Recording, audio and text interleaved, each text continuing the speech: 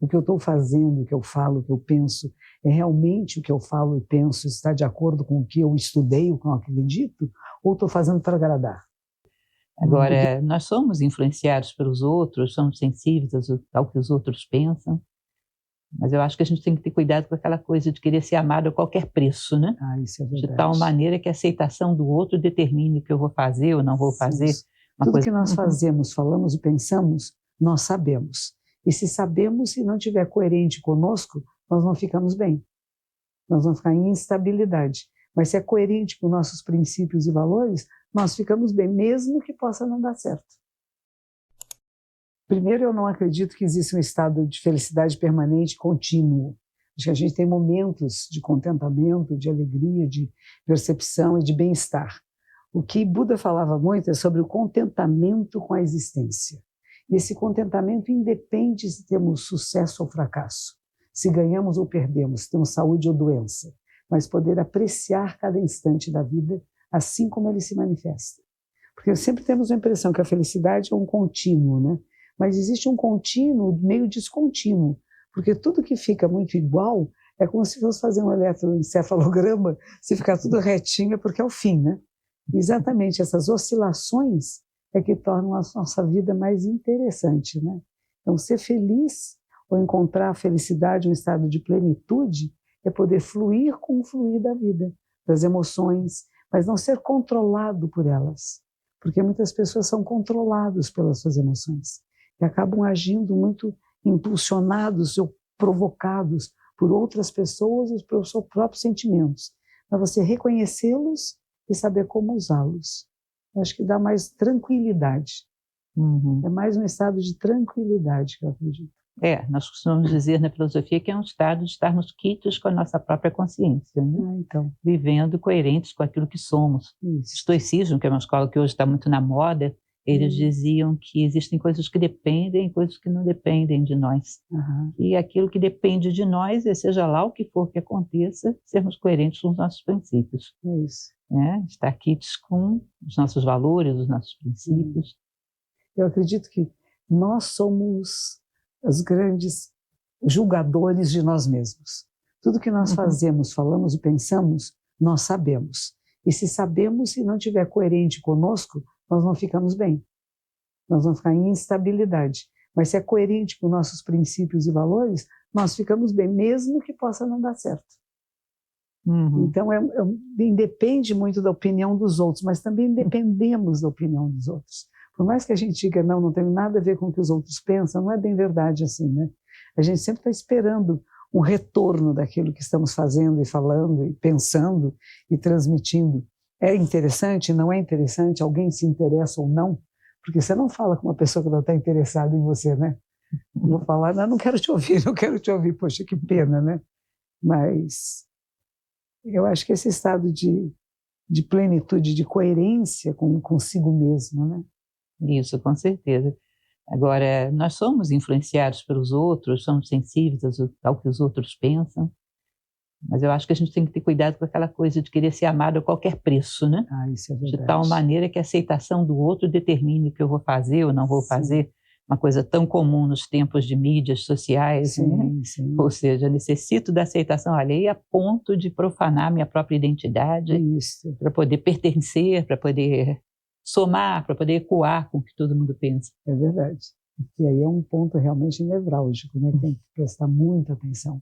O que eu estou fazendo, o que eu falo, o que eu penso, é realmente o que eu falo e penso está de acordo com o que eu estudei, o que eu acredito, ou estou fazendo para agradar? Porque quando eu faço para agradar, ele soa imediatamente falso, né? E quem ouve percebe isso. E aí não é que a gente não possa agradar os demais, né? Mas tem que ter um critério seletivo de saber o que deve ser agradado e o que não. Eu costumo dizer que tem certas pessoas que preferem ir para o abismo com a multidão do que se salvarem sozinhas. Sim. Uma necessidade de aceitação tão grande que abrem mão de tudo. A gente tem que ter um certo cuidado com isso. Isso existe, sim. A gente tem visto nas mídias sociais, em muitos atores e atrizes, músicos, que eles querem ter só essa grande aceitação pública, né? E muitas vezes ficam tristes, infelizes, solitários, porque não é Não é uma relação verdadeira, né? De afeto verdadeiro, de amizade verdadeira. É mais o meu ídolo que está ali em cima, que eu admiro com tanta profundidade que nem sei me contactar direito, né? E que vantagem eu tiro dessa presença, né? Quando a gente sai desse lugar, o que eu vou ganhar com isso? Que vantagem eu vou ter? Mas o que eu tenho a oferecer? Eu acho que dá mudança da relação, né? Essa questão do que eu tenho a oferecer é muito importante. Uma pessoa que se coloca numa posição de destaque social deveria ter uma grande responsabilidade sobre o que ela multiplica, né? Sobre o que ela passa adiante.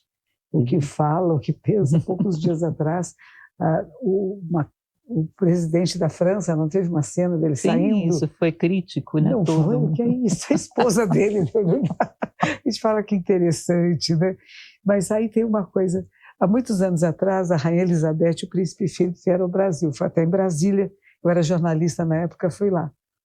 E o Príncipe Philip, que era meio paquerador, assim, ele ficava perto das moças e se emplumava todo, né? E a Rainha Elizabeth vinha ao lado dele e só ficava ao lado dele.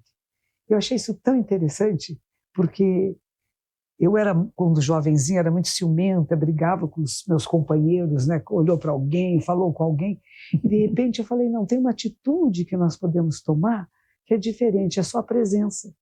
E por que foi importante para mim isso? Porque eu tinha 19 anos nessa época, e a gente tem a impressão que pessoas muito conhecidas, um rei, uma rainha, não teriam os sentimentos da plebe, da pessoa comum.